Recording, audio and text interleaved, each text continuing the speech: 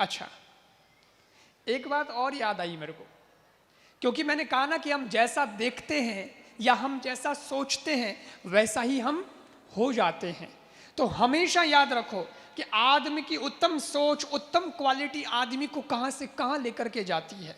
एक बहुत हृदय स्पर्शी कहानी है, दिल को छूने वाली कहानी है, आप ध्यान से सुनना।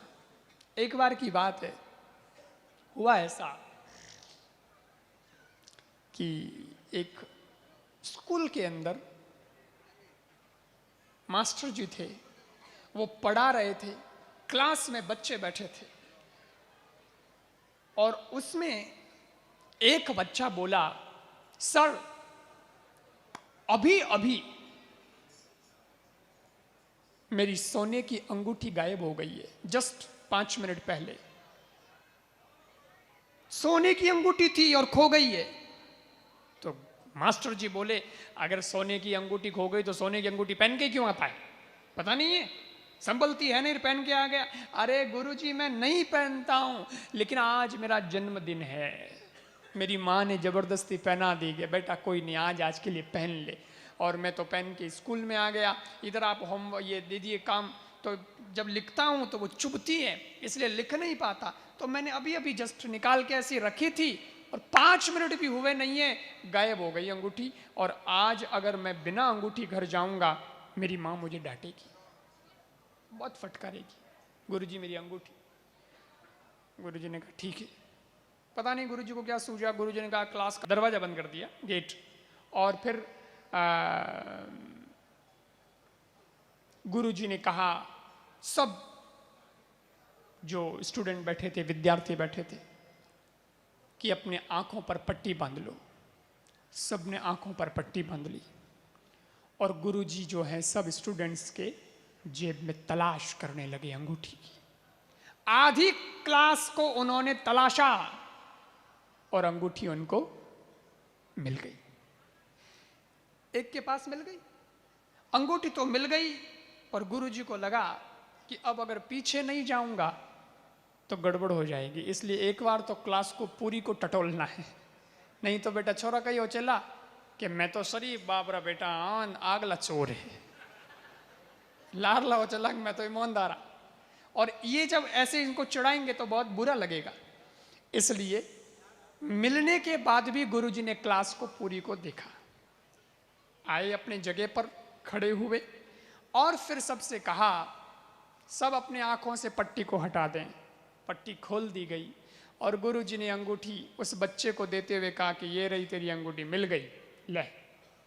उस बच्चे ने अंगूठी ले ली, लेकिन जिस बच्चे के जेब में अंगूठी मिली थी वो बच्चा मन ही मन शर्मसार हुआ, बहुत शर्मिंदगी महसूस करने लगा कि यार गुरुजी तो देख लियो, उन गुरुजी की नजरों में मैं तो चोर हूं, और हमें गुरुजी अगर हगड़ों रे हम ही कह दियो तो हमारी बड़ी बेइज्जती हुई। ज्यों त्यों क्लास पूरी हुई, वो गयो परो, पर गुरुजी कहीं बोलिया नहीं, छोरो क्यों चलो आज रो दिन तो परो निकलियो। लेकिन अगले दिन गयो स्कूल में, फिर प्रार्थना सभा में 600 बच्चे प्रार्थना में बैठते हैं, वो बच्चा भी बैठा, लेकिन मन में घबराया सा कि गुरुजी ने प्रार्थना में कहीं ये मैटर उठा लिया कि कल एक ऐसी घटना घटी थी तो इन 600 बच्चों के सामने मेरी बेइज्जती हो जाएगी। लेकिन गुरुजी ने कुछ नहीं बोला, और गुरुजी क्लास में दोबारा पढ़ाने आए अगले दिन, तब भी न तो उनके पढ़ाई में कोई फर्क आया, न उस बच्चे के प्रति नजरिए में कोई फर्क आया, न उनके प्यार में कोई फर्क आया, न उनके समझाने में कोई फर्क आया।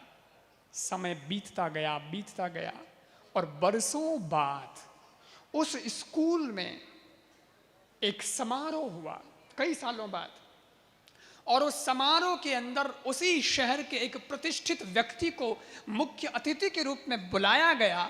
वो आदमी मुख्य अतिथि बनकर के जब आया तो उसने आकर के कहा कि इस स्कूल में आज से इतने साल पहले एक मास्टर जी पढ़ाते थे, वो मास्टर जी कहाँ हैं? बोले वो तो कब के रिटायर्ड हो गए। मैं तो रिटायर्ड नहीं भाई, रिटायर्ड तो भाई वो तो कब के रिटायर्ड हो गए, सेवानिवृत्त हो गए हैं। बोले मैं उनको मिलना चाहता हूँ, आप उन्हें बुलाइए। उनको बुलाया गया, वो आए और वो प्रतिष्ठित व्यक्ति उनको प्रणाम करके कहता है, गुरुजी आशीर्वाद दीजिए। बोले बहुत आशीर्वाद, बहुत आशीर्वाद। कौन भैया? बोले गुरुजी, आज मैं जो कुछ भी हूँ और इस स्कूल में मुख्य अतिथि के रूप में अगर बुलाया गया हूँ तो ये सब आपकी मेहरबानी है, आपकी कृपा से ही मैं आज इतना बड़ा व्यक्ति बन पाया हूँ, वरना नहीं बनता। भाई तू कौन है? मैं तो तने जानो ही को नहीं, मारी कृपा की करूँगी थारे माथे, मैं तो तने जानो ही को नहीं। वो क्यों गुरुजी, आप मेरे को नहीं जानते, आपने ही तो हमको पढ़ाया है और आप कहते हो कि आप नहीं जानते। आपको याद है वो एक बार एक बच्चे की सोने की अंगूठी खो गई थी और फिर अंगूठी वापस मिल भी गई थी। गुरुजी को याद है? हाँ तो अरे गुरुजी आपको याद नहीं है? वो पट्टी बंधवाई थी आपने आंखों पर और फिर वो अंगूठी मिली थी।